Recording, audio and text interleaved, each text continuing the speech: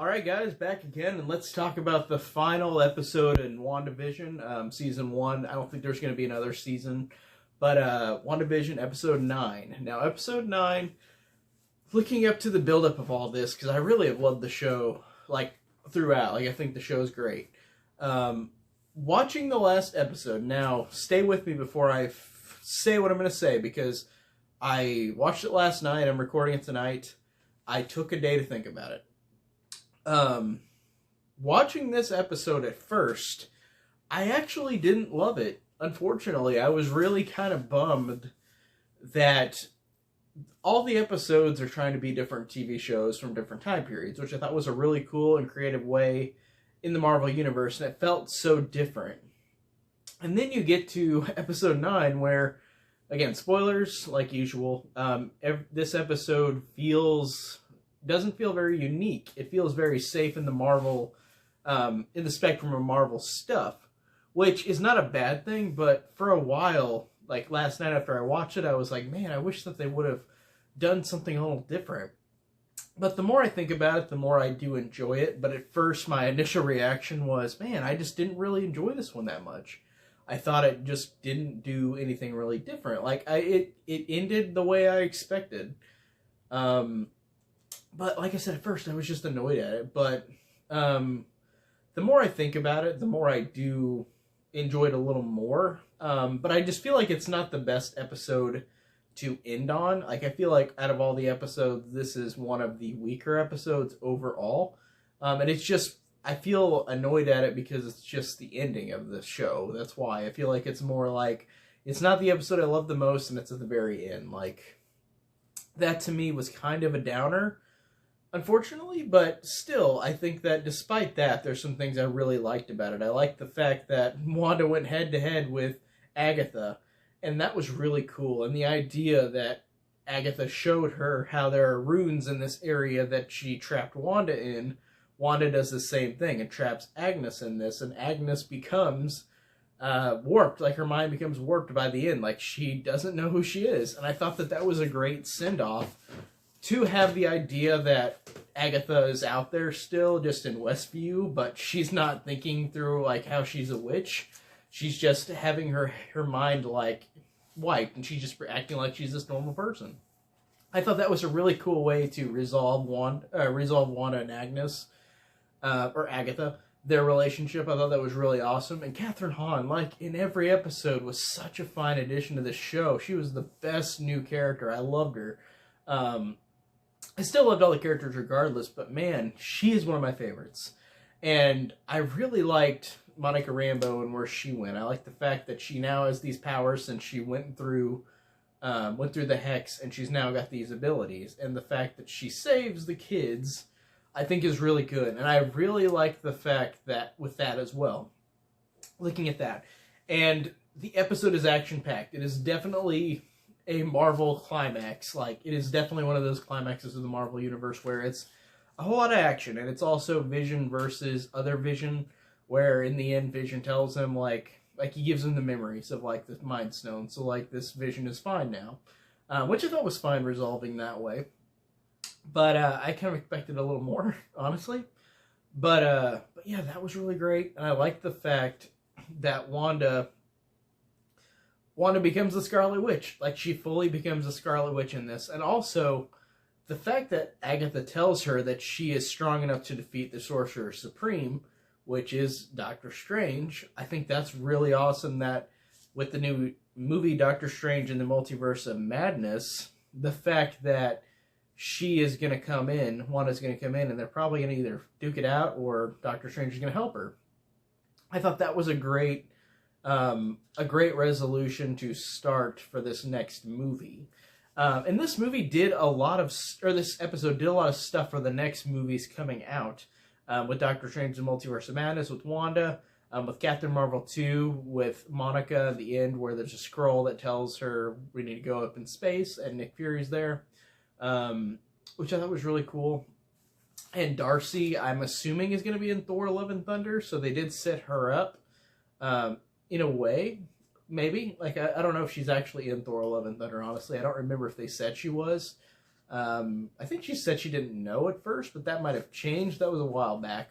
And of course, it's online news. You can't always believe that, but that was another setup for it as well for a next Marvel thing. So I enjoyed that. I enjoyed the fact that at the end of the episode, Marvel does this thing, the MCU, where like, you know that these characters aren't dead, they're going to come back. And with Vision, I thought that they really gave a great ending for Vision and Wanda. Ending, because they said they'll meet again, so you know it's going to happen again eventually. But as of now, their goodbye is really, really heartbreaking and tough. And the fact that she loses her kids as well. And she even says to the kids, like, I'm glad that you chose me to become your parents. So I guess it's just, like, I just thought that was an awesome thing. I really like that she sacrifices everything. Her family is gone.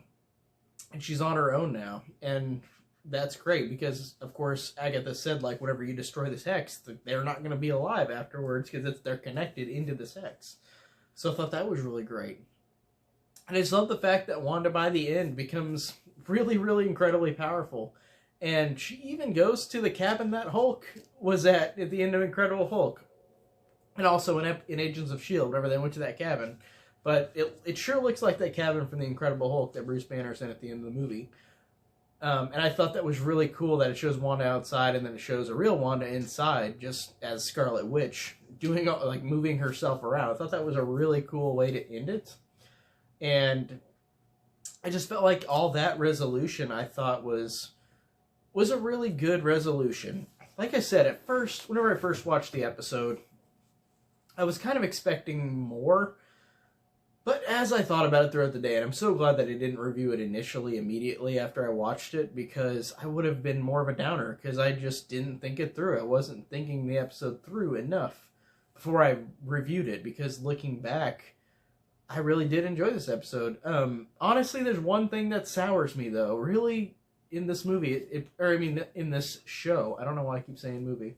In this episode, there's one thing that really soured me, and the idea that Marvel really did troll us with Quicksilver, with Evan Peters, and you realize that he's not the Quicksilver from the X-Men universe. His name is Matt Boner, this guy who's an actor, or not. Well, I mean, Wanda made him into this like version of Quicksilver, but it's just a weird thing that Marvel did. They really, really did try to troll us. And to me, I think it's weird because the fanboy in me wanted this to connect to the X-Men universe, and maybe they might still do that eventually. I have my theories. Maybe it could connect to it eventually, but as of now, no, it didn't. Because it definitely really felt like an end that they did not connect this character to the X-Men universe, even though they had a lot of X-Men references throughout the show. And maybe they might continue that on with Wanda in Doctor Strange in the Multiverse of Madness. They might actually connect it because it's a multiverse. Hopefully that'll connect to it. But yeah, it was just such a shame that he wasn't the Quicksilver. And at first, like I said, I was like, really? Like, that's just really annoying. But as I thought about it some more, I'm like, well, Marvel does have the guts to say no. Because you don't really always see that. Like, a lot of Marvel stuff is like, ooh, this theory, and this is true, and this theory, and this is true. And this one didn't really give... The theories really were not what we expected. Like, there was no Mephisto, which, like I said, I don't really know who it is, except for he's probably the devil version, or the devil of the Marvel Cinematic Universe. All I know is that people were talking about Mephisto, saying that he might be in the show, but it was just Wanda and Agatha fighting it out. It wasn't Mephisto. So I think that like, it's so weird with all these theories that none of them really mattered. It kind of reminds me a lot of The Last Jedi, where, like, I love that movie, and a lot of people are so mad about it, that it wasn't the movie they expected. And I felt kind of like it this way, too, but the more I think about it, I'm actually enjoying this last episode, but it just took me a while to really think it through. Like, I'm so glad I waited.